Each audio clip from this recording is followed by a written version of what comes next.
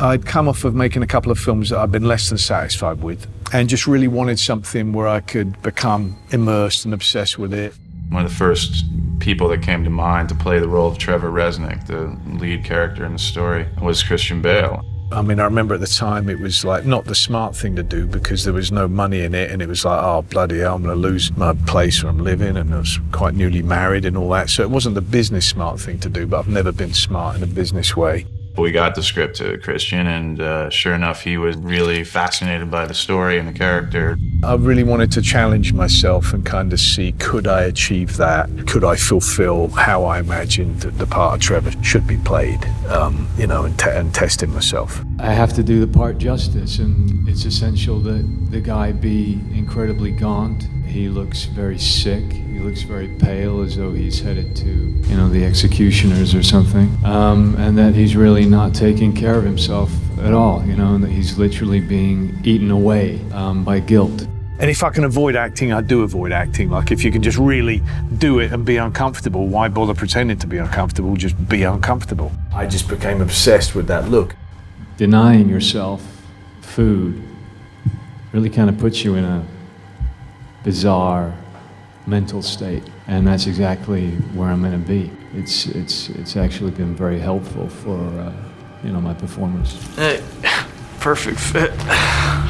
I've never particularly been asked to do transformations, but you just get it in your head, and you just go, I need to. That's what I need to do. I don't know how to play that part without looking that way. I always talk with the director about it. It's just that they don't necessarily understand quite to what lengths I might be talking about. I'm not somebody pursuing some kind of ridiculous, celebrity status, which I think actually destroys an actor's ability to immerse themselves and be believable in roles.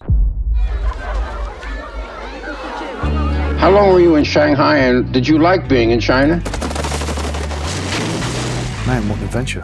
Yeah, it was something else. I got to not go to school and travel about by myself, and I had no idea just how unique that experience was at the time. It's like going back 100 years, really. It's like they all live in these shacks. But it wasn't until later, when I was on much smaller films, I went, oh, yeah, that was a big one. I didn't really feel any pressure. And at that age, I didn't really feel like an actual film was going to come out of it at the end. I was just in the moment, doing it. There's a great purity to just playing a role, and that's it, because every kid does it. It only gets spoiled when adults come in and ruin it by bringing money and expectations. That's when things go wrong.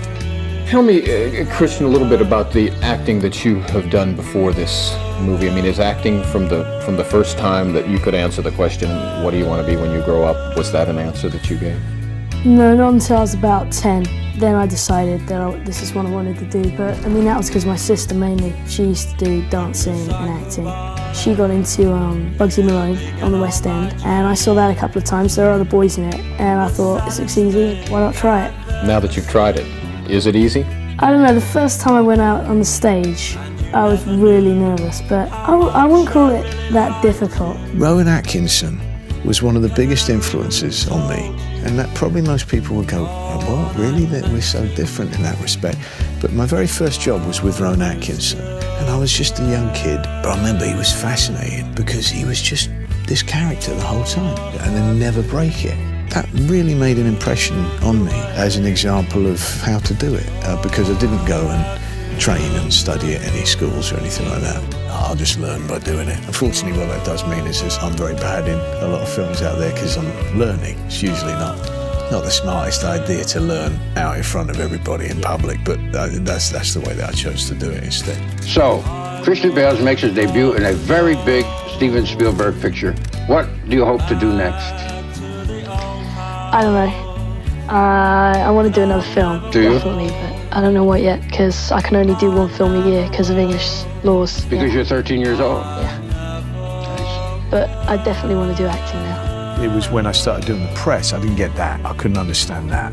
And I didn't understand why I had to keep talking about the same thing all day long. And it was starting to go insane, and then people follow me around or whatever. And so that was when I went, oh no, this isn't for me. But I always focused on going, yeah, but I really did love doing it itself. So let's try to figure it out so I can deal with this part of it and not have to stop doing the bit that I really do enjoy. Have you also given any thought to not turning into an insufferable brat I hope I don't become like that. I hate it when people, they find out that I did a film. I don't like it. I prefer them just to leave me as just a normal kid. There's a price for everything. Once you get your head around it, it's a very small price to pay for getting to tell stories, and I recognise and I'm so grateful for what I do get to do. Are you pretty much where you'd like to be in terms of what it means to be an actor? Batman is one of our darkest and most iconic heroes. This year, after much anticipation, he returns to the screen. I think I'm finding myself in a very fortunate position right now. Do you think in terms of career when you choose these things at all? I really only wanted to play Batman if it was going to be something very different from what I'd seen before. Right. That I had no interest in playing it otherwise. We're taking on the story that hasn't been told before, and that's the origin story. It's the idea of how and why Bruce Wayne becomes Batman. Bob Kane had not intended for him to be a spoof. He had meant for him to be a dark and threatening character, a kind of anti-superhero in many ways. And to me, that was fascinating. Why had nobody made it that way before? That was a much more interesting portrayal. What did you feel was your obligation to the franchise, other than make a good movie? He's obsessed. He has a great deal of burden on him, a great burden of guilt, and a great thirst for revenge. I didn't think so much of an obligation to the franchise as to the character. He's a beloved, enduring American icon. When Chris became the director, it became very clear, because, I would say that respectfully towards Chris and myself, that we weren't exactly the predictable choices to make a movie of this magnitude. Obsessiveness and a dedication to a purpose, a sense of purpose, is exactly what Bruce Wayne has to have. Chris brought a real sense from his more independent background of maintaining a great intimacy and not losing the storytelling and not making it impersonal at all. We're trying to tell the story realistically. You've got to have somebody like Christian who the audience can look into his eyes and they can see that absolute sense of purpose. How much weight did you lose for The Machinist? 63 pounds. When I first met Christian, he was extraordinarily thin, having lost an enormous amount of weight for The Machinist. He did call me and say, well, how do you look right now? How am I going to seriously be able to suggest to Warner Brothers that you could play Batman ever? And how much did you gain back for this? I went up 100 pounds, and then I arrived in England. Chris realized, because we hadn't seen each other for a few months, Chris realized I'd kind of overdone it. He then proceeded to put on a lot of weight in muscle terms and really try and bulk up, because I had impressed upon him the idea that for Bruce Wayne to really fill that suit, he was going to have to be very, very large. I was just stuffing my face all day long and lifting heavy weights, eating more, and eventually went up to like 220 pounds. I had to very sort of gently suggest to him that he cut down a bit. What was the timeline? I mean, first you did The Machinist, and you dropped 63 pounds. Yeah. And then you ballooned back up 100.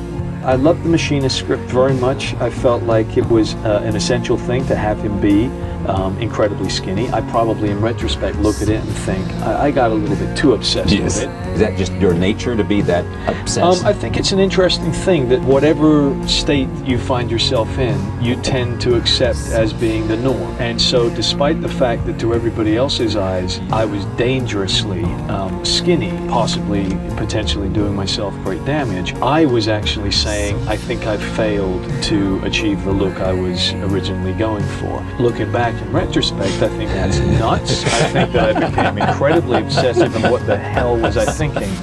You don't mind playing dark characters? In the same way that people were telling me, hey, you can't go play Patrick Bateman, it's career suicide. And I was like, bring it on. I definitely want to do that. Other people also said, hey, if you play Batman, that's it. You're never going to play anything else again. You will always be Batman. And I went, bring it on. Let's see if that happens.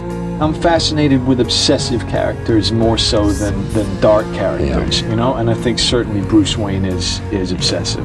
I just always felt like, look, if I don't have the skill to be able to rise above that, then I don't deserve to either. I absolutely know and cherish the fact that will be the role I'm probably remembered for most, ever. He's an iconic, larger than life role. But I don't view it really as, being stopped in the street. For me, it was, I could pay off my house. That's a huge relief, That was a dream of mine since being a kid. Batman Begins was a massive hit, leading to a sequel and more movie offers. Who draws the crowd and plays so loud, baby, it's I certainly will not just continue to make big movies from here on in just because I can, if that becomes the case. I recognize a danger in people only seeing me as Batman, because many people will not have seen the independent movies that I've made in the past. This will be the first time they've ever seen any of my movies. But the fact is that I enjoy a variety of movie making. I'm going to want to return to small independent movies.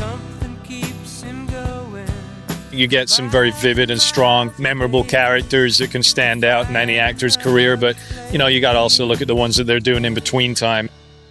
His commitment, his work ethic, everything. I just have so much respect for him. I love to get to interview people. I love to get to really study them in an obsessive way that you wouldn't get to usually. That's part of the joy of the job for me.